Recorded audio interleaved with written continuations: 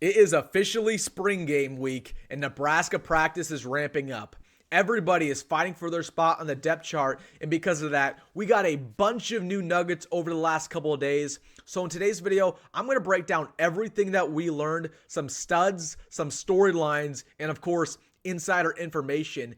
And then at the end of the video, I'm going to go over my first ever Nebraska Spring Practice Awards. So real quick, we have a loaded show today. Make sure to hit that like button if you're excited about the spring game on Saturday, along with subscribing to the channel.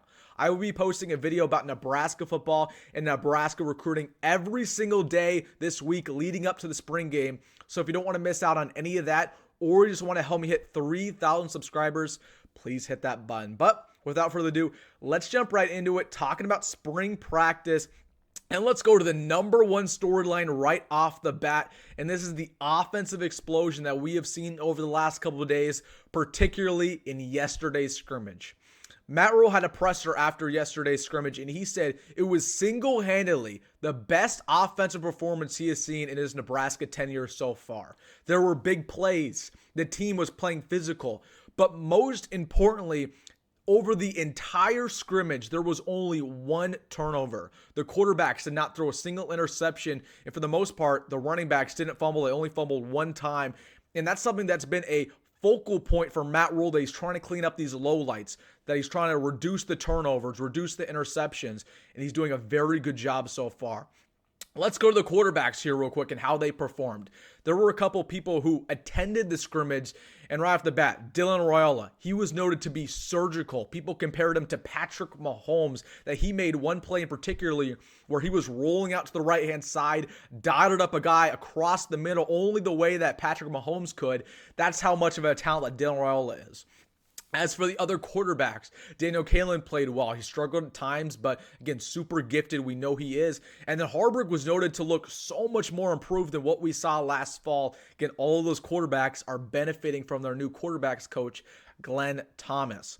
The running backs, man, they were balling out as well. Emmett Johnson, I've mentioned him in every single one of our spring practice updates. He impressed once again. Ahmad Green was in the stands, Nebraska running back legend. And he told Matt Rhule after the practice that Emmett Johnson is one of the better running backs he's seen in Nebraska uniform. That's how good Emmett Johnson, that's how far he's progressed over spring ball. He's your running back one. Like I've said over the last month, there's no debate. Lock him in. He's your running back one.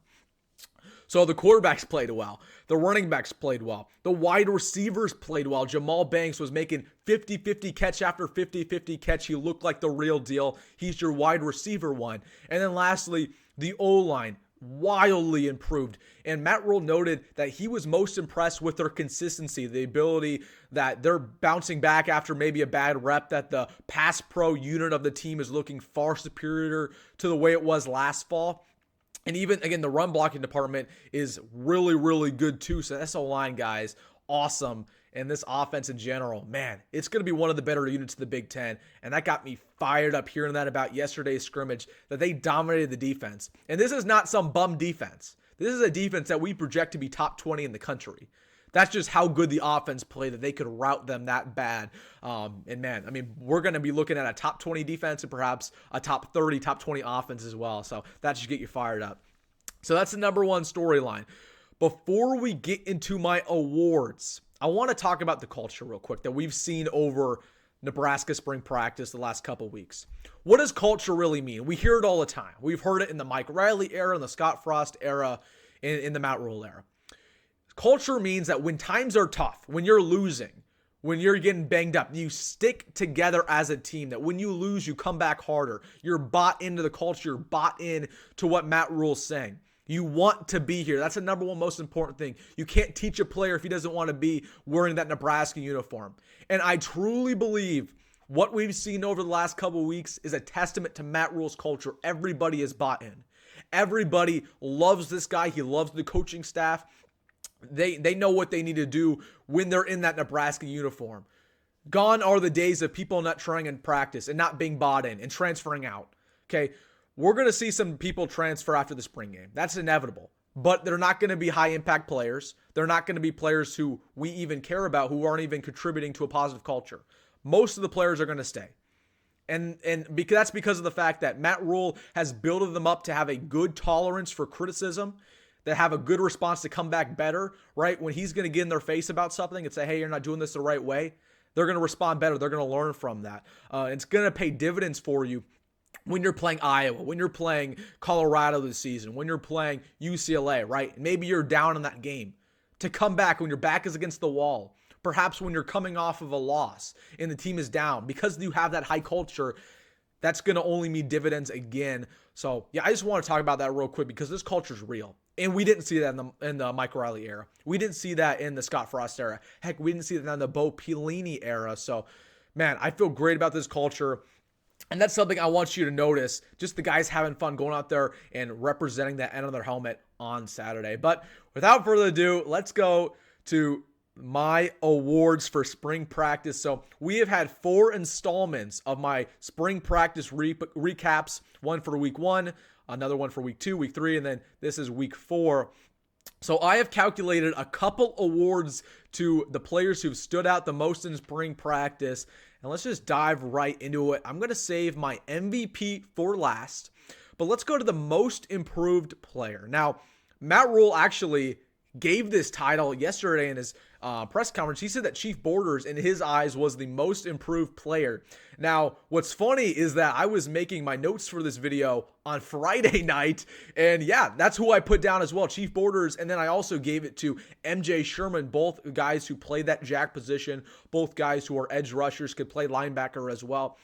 Yeah, they've looked completely different in spring practice. They're finally taking games over. MJ Sherman is the player that we thought he was last offseason. He's going to be this year. And then Chief Borders, we saw how athletically gifted he was last fall. Again, he's putting it all together. He's dominating, guys. And this pass rush is legit. So I was not surprised when Matt Rhule also named Chief Borders his most improved, but MJ Sherman right up there as well. You feel really good about both of those players. So that's my number 1 award, most improved player.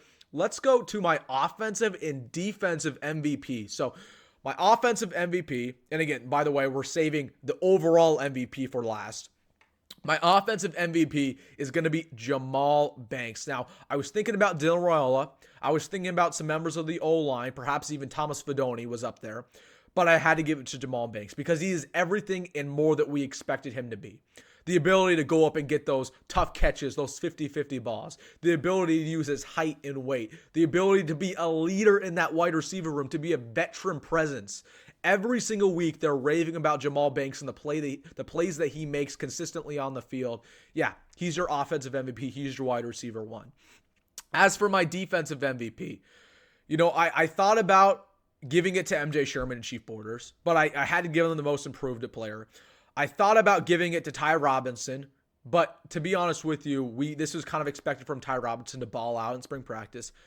I'm going to give it to Tommy Hill because he solidified himself as not only the cornerback 1 on this team, but perhaps is one of the better returning cornerbacks in the country. Tommy Hill, again, he kind of had a little bit of a perplexing start to his career in a Nebraska uniform, in an Arizona State uniform, but man, you're going to feel very good about him being your number 1 guy. And Matt Rhule said, yeah, Tommy Hill's our number 1 guy. Bly Hill actually is expected to be that number 2, Ethan Nation, the number 3. But Tommy Hill, guys, I mean, this is just a true man-to-man corner. He's a guy that you feel good in man coverage, press coverage, zone coverage. Heck, you'd feel good putting him at nickel corner, right? He's a guy who's you can play all over the defense. He's so athletically gifted. And we should note that Tommy Hill is actually going into his last year of eligibility. He played as a true freshman, true sophomore, true junior. This is his final year, and he's looking to go to the NFL. So that was my offensive and defensive MVPs. Now, before we get into my overall MVP, I have to get to my freshman award, the award to the early enrollee who played the best. Now, right off the bat, I'm not going to give this to Dylan Raiola because, again, that would be the lazy take. That would be the lazy storyline to give that to the 5-star freshman quarterback. So I'm not going to give it to him, not because he didn't play well, but just because I want to take a different angle here. And I really have 2 options here.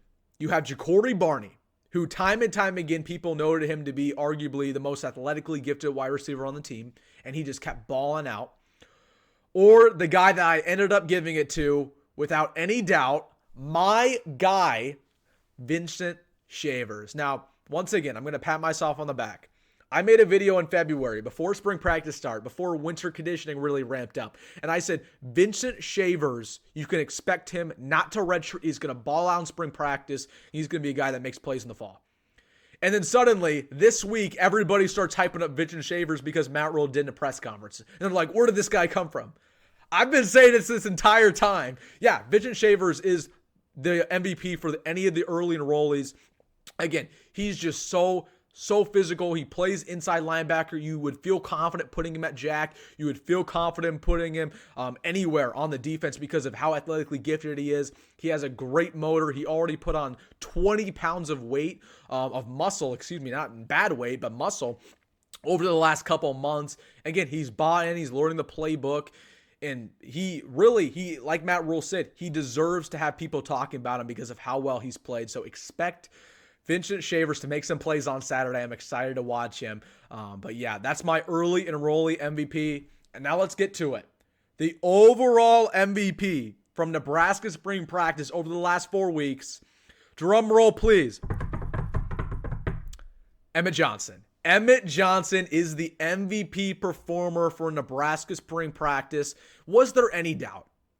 Like I said earlier in the video, every single week we hear something new about Emmett Johnson, about he's the most athletically gifted running back on the team, how he's constantly making plays, how he's so improved. Yeah, I mean, you have to pencil his name in as running back 1, obviously, but now you're starting to pencil him in as one of the better running backs in the country with all the hype around him, with all the talk around him. Emmett Johnson's the most complete back on this team. He's the most athletically gifted back on this team. And we're officially in conversations about him potentially having a 1K year for Nebraska, potentially being one of the better running backs, not only in the Big Ten, but in the country. That's how good Emmett Johnson's going to be.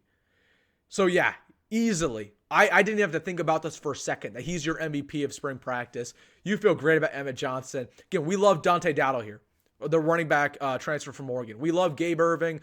We love Rahmir Johnson and Quentin Ives, the other running backs in this room. Emmett Johnson's that guy. Everybody else is fighting for second string because Emmett Johnson will be taking the first snap under center as our running back 1 in the first game of the year against UTEP. So that is my MVP. That is my awards. Let me know down below what you're most excited about for the spring game this Saturday. Maybe some thing that I mentioned in the video that you're amped up about.